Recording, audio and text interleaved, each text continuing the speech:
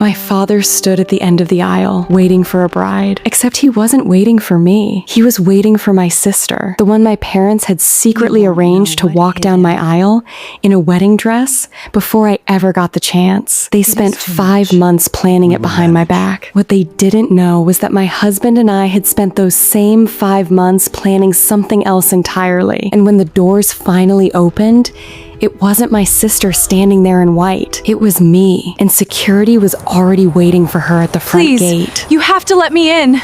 No admittance without a pass, man.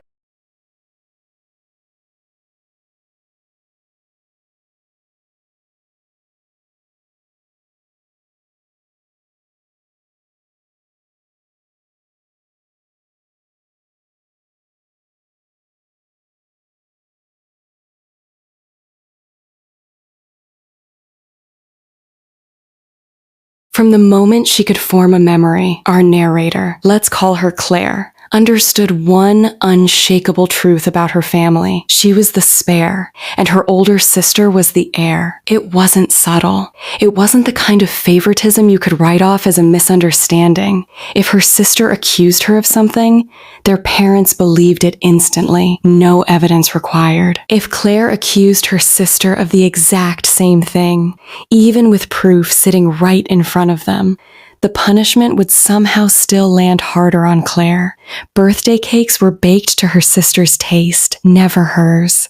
Family outings bent around her sister's wishes, even when the occasion was supposed to be Claire's. Claire grew up learning to expect nothing, because expecting something only ever led to disappointment dressed up as a lesson. Her sister, meanwhile, grew up entitled and unkind, but for a while, at least, she mostly ignored Claire. That changed in early adolescence. Something happened. Some unraveling of friendships that was never explained to Claire, only whispered about at school, where she noticed her sister suddenly walking the halls alone. And when a girl who has everything handed to her suddenly has nothing socially, she looks for someone to blame. She looked at Claire. The accusations multiplied. Claire's friendships got dismantled one by one, her parents parroting whatever version of events her sister fed them. "Why can't you be more like your sister and enjoy family time?" became a phrase that could end any argument instantly, because the real translation was, stop trying to have a life that isn't centered on her. It was extended family, cousins, aunts, uncles who actually paid attention. That kept Claire from disappearing completely into isolation. At one gathering, a slip of the tongue revealed the truth. Claire wasn't allowed to have friends because her sister didn't have any. The room went cold. Word got back to her parents fast, and the fallout was brutal, but so was the shift that followed. For the first time, Claire got a sliver of breathing room.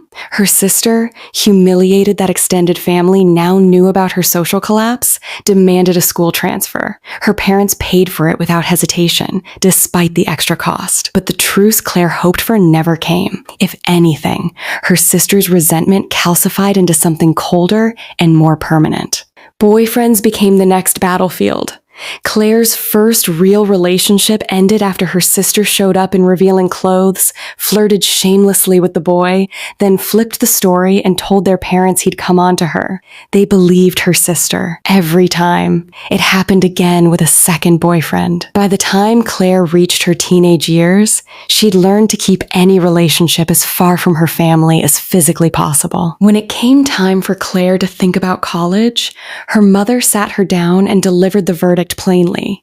They were paying for her sister's tuition, so there was nothing left for Claire. If she wanted to stay home after graduation, she'd need to pay rent and bills like a tenant. If she wanted student loans, her parents would decide, unilaterally, whether the school was even worth the debt. Claire didn't argue. She didn't cry. She simply said okay, and thanked them for their honesty. Her mother, visibly thrown by the lack of a reaction, pushed harder, almost as if she wanted the fight. Claire gave her nothing, because by then, Claire expected nothing. She'd spent years learning that the only person she could rely on was herself, so she'd already been quietly preparing. While her social life had been strangled into near non-existence, she'd funneled that time into her studies instead. It wasn't a sacrifice. It was a plan. She earned a full scholarship. And instead of telling her parents privately, where they could pressure her into reconsidering, she posted the acceptance publicly, forcing them into a corner where refusing to be proud would make them look monstrous to the whole family. It worked for about as long as it took her sister to catch wind of it and start working the parents from another angle. Suddenly, there were doubts. Suddenly, her sister's better judgment was invoked. Claire held her ground and left anyway. College became the first real oxygen she'd ever breathed. Distance did what nothing else could. It softened the edges of old wounds, just enough for Claire to believe, foolishly, that maybe her family could still be salvaged. It was during this fragile, hopeful chapter that Claire met the man who would become her husband, where Claire had spent a lifetime swallowing her anger and crying instead of confronting it. He was her total opposite, quick-witted, unbothered by conflict, and, by his own admission, someone who loved resolving drama a little too much. He didn't forgive and forget. He remembered, and he planned. When the engagement happened, they decided on something modest. Skip the extravagant ceremony, save the money for a dream honeymoon in Europe. But Claire's parents insisted on meeting him and demanded he come alone. Her husband, ever the strategist, showed up prepared, recorder hidden in his pocket, half expecting her sister to try something inappropriate. He came home practically vibrating with energy, not because of a flirtation attempt, though that happened too, but because of something far more absurd. Her parents had made an offer. They would pay for the wedding on one condition. Claire's sister would walk down the aisle first, in her own wedding dress, at Claire's venue, with her own photos, her own cake. They framed it as tradition, that a younger sister marrying first was somehow unfair, and this would even the scales. Claire's husband later described the moment his brain briefly short-circuited from disbelief, but once it rebooted, a single thought took over: string them along. Claire and her husband weighed reckless plans, fake venue addresses, elaborate stunts, before landing on the cleanest option. Pretend to agree, then simply refuse entry on the day itself, backed by hired security. For 5 months, they played their parts flawlessly. Claire's husband visited the family repeatedly, always in person, always claiming Claire was too controlling and unstable to trust with anything in writing. A fabricated flaw built entirely from her parents' own prior accusations against her past boyfriends. It was poetic. He was using their own weaponized narrative against them. Every wedding decision became a quiet trap. Claire and her husband would choose the cheapest option for anything: florals, catering, photography. Then her husband would accidentally let her sister see the better version, plant a seed of jealousy, and watch her demand their parents upgrade and pay for the best. Every single time, it worked. The dress became their one close call. Her mother tried to lock in written confirmation, forcing Claire to publicly refuse in text and hold her ground the old-fashioned way. Her sister, undeterred, suggested simply destroying Claire's real dress to force her hand. Her husband smiled, agreed to it on the surface, and later delivered proof, scraps of leftover alteration fabric, to convince them the sabotage had worked. Meanwhile, quietly, invisibly, they hired real security, something her parents never knew existed. The plan was simple on their end. Wait until the ceremony was about to begin, sneak the sister in at the last possible second dressed as the bride, and let the guests figure it out too late to stop it. What they didn't know was that Claire's husband had smuggled in leftover dress fabric as fake evidence of sabotage, and that a small army of guests, security personnel, and even Claire's own bridesmaids had been quietly briefed to follow his lead instead of Claire's. When the doors opened and the wedding march began, it wasn't her sister who appeared. It was Claire. Her father, standing at the end of the aisle expecting someone else entirely, looked genuinely stricken. His phone rang.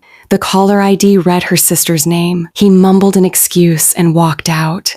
abandoning his own daughter mid-ceremony. A friend in on the plan loudly demanded to know what he meant by, "It wasn't supposed to be you," fanning the confusion through the crowd before running off to check, which was really cover for chaos to unfold exactly where it needed to. Outside, the real story was unraveling. Claire's sister had arrived in her own wedding gown, only to be stopped cold by hired security who calmly insisted there was already a bride inside. Her father threatened to call the police. The security guard, hired and briefed in advance, welcomed the idea. By the time reinforcements arrived, it was already too late. Guests had gathered, and the scene had become impossible to hide. When Claire's husband was finally summoned to explain, he delivered a masterclass in righteous indignation, denying everything, demanding proof that didn't exist, because months of manufactured distrust meant every conversation about the scheme had happened off the record,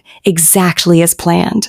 Her sister collapsed into hysterics on the ground. Her father's face cycled through every shade of purple. Her mother wept, and the guests, the very family members who had spent a lifetime watching Claire get quietly erased, turned on her parents with a fury that had clearly been building for years. No one believed the denials. No one had any sympathy left to give. They were asked to leave. Her father had to drag her sobbing sister off the floor to make it happen. Claire got married without another interruption. And later, when her sister sent a venomous, half-coherent message blaming her for the humiliation, Claire's husband forwarded every screenshot straight to the family group chat, sealing the truth in writing for good, then calmly threatened legal action against anyone who kept harassing them on their honeymoon. Silence followed. Total, blessed silence. Claire never got the answer to why her parents treated her this way. Maybe she never will. But what she did get was something better. Undeniable proof, in front of everyone who mattered, of exactly who her family really was. Sometimes the sweetest justice isn't a scream or a slammed door. It's simply letting people's own choices catch up to them in front of every witness they were counting on to look away. If this story left you feeling something, smash that like button right now. Drop a comment below. What's the most satisfying moment of karma you've ever personally witnessed? And if you want more stories like this one, hit subscribe, because we've got plenty more where that came from.